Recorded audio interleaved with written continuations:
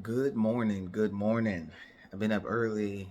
I'm always researching, and I have been on a little tangent these last couple of videos trying to really explain things out. So definitely go to my webpage, look at the plan on how citizens need to get more control because words matter and the comprehension of those words is something that is important. There are questions that come out that say, hey, how do we know that our rights are being taken away? No one's taking away our rights. You're correct.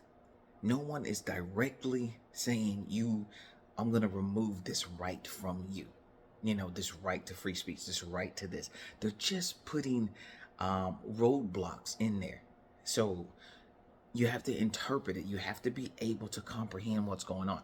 Now, we've all heard the term the big, beautiful bill, of course. Now, it's a lot of pages. So when you go look this up, you can go look up section 203. It's going to say restriction on enforcement, and I'll read it to you.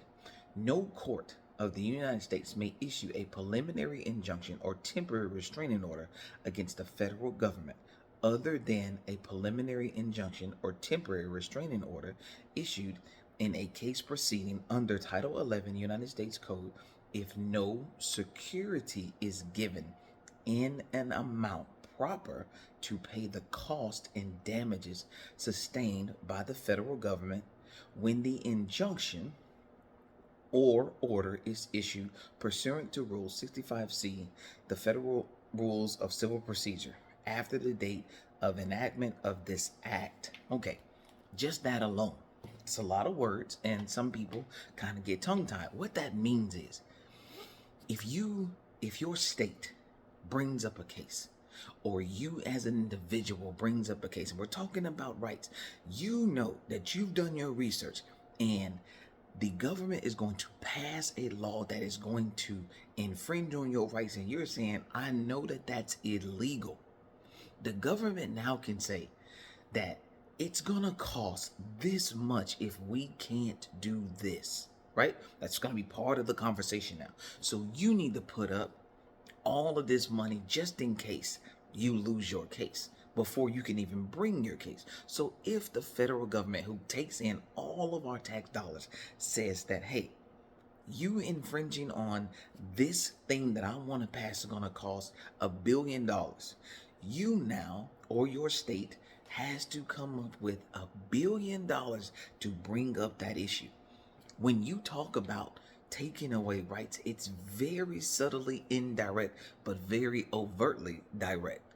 That's what they mean when you hear people say they're taking away our rights. The average citizen in the United States of America, and we always use this number because you can Google it, it's estimated 335 million registered citizens that we know about do not have $1 billion. Do not have, let's give it a lower number, don't have $10 million to say that there's a problem. Now, when you start to say that in order to play in the if this is okay or not game, you have to have X amount of dollars, you cut out 90%, and I bet the number's higher, but I'm just throwing it out there. You cut out 90% of Americans that have the ability to bring up an issue. We saw it at a lower level here in the state of Florida when they were trying to pass that resolution 1205. It was the pay to play. That's how you infringe on citizens' rights, because most citizens can't afford to do that. Most citizens can't afford lawyers. They can't afford the cost that it takes. So we pool our tax dollars together if we have an issue. But you can break a state. Like, the government gets to come up with a number that they believe is gonna be the damages. Do you understand that? That the side who wants it gets to say that this is how much it's gonna cost, and then they're gonna back that. And you better believe they're gonna back that. They're gonna have expertise backing that. So even if you have an expertise argument, you're arguing to lower the price. Maybe they lower it a little bit, but they don't lower it enough for you to keep it going, and you still have to pay that bond to even bring that up.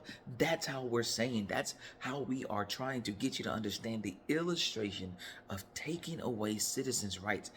The money portion of this whole thing is starting, it's not starting to, it has always stopped citizens from being able to do things. You just put it outside of their financial reach. There's a lot of times I saw this senator and he was going off on this one CEO about not deleting user data, and he said, I can't believe that citizens aren't suing the pants off of you. And the reality is, you can believe it, and that's satire, because it costs money to get a lawyer. Now you can go to court and you can represent yourself, but it also costs money to file all of these things. And I mean, it can get expensive. It can get expensive. So you're just not out here willy-nilly suing anybody, because it costs a lot. Now, my question is always this: if these senators and things of that nature are questioning these CEOs, then why, on behalf of the taxpayers who are already paying this money for you to find this stuff out, did you not take our taxpayer money and sue on behalf of every single person that works for that company? Well, every single person that submitted their data to that company that was being robbed by that company. You know, they made hundreds of millions of dollars off of the lie that you exposed. You have our taxpayer money, but of course, our taxpayer money can't be used to help us out, because we don't have any control over that. This is why I'm running for governor of Florida. We need to start getting citizens more control over these things.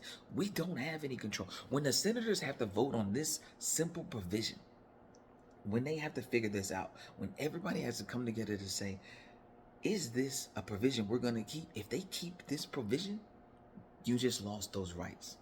But then you have to say, well, somebody's going to make the argument, well, the right is still there. You just got to get the money. You just got to go out there and start asking people for the money. Stop it. If you've ever tried to raise money, you know it is not that simple.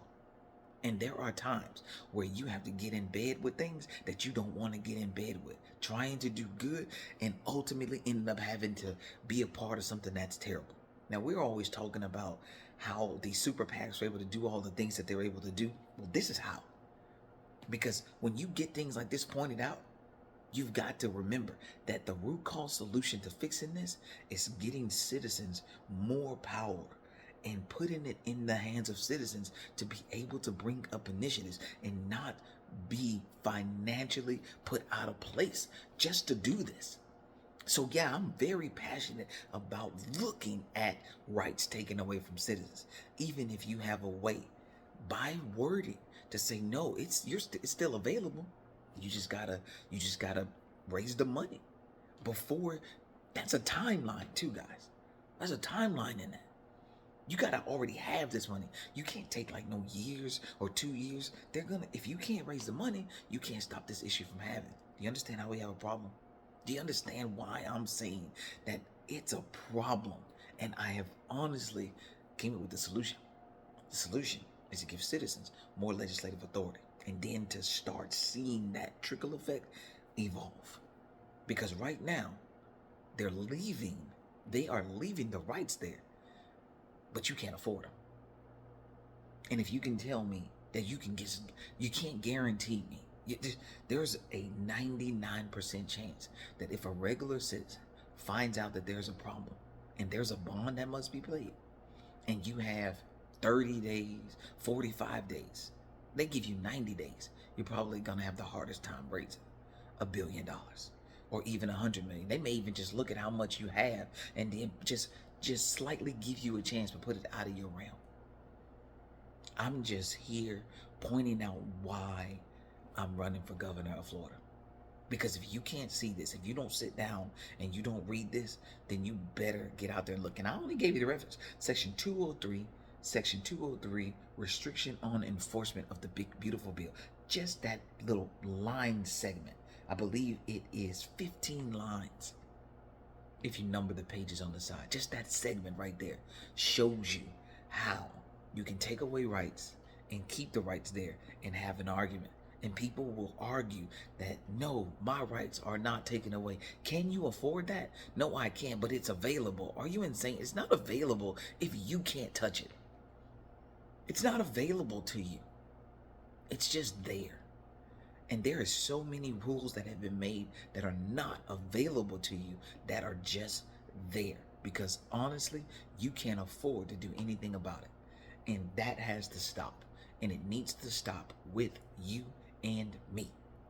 Recognizing that we're the problem. We're the reason that a lot of this happens, because we don't hold anyone accountable. And I mean, everybody's vote belongs to them. You elect them to represent you, yet they don't have to.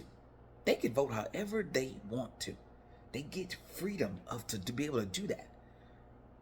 So you should also be able to weigh in. That's why it's so important to get citizens to have a part of this, to push for direct democracy. This is why.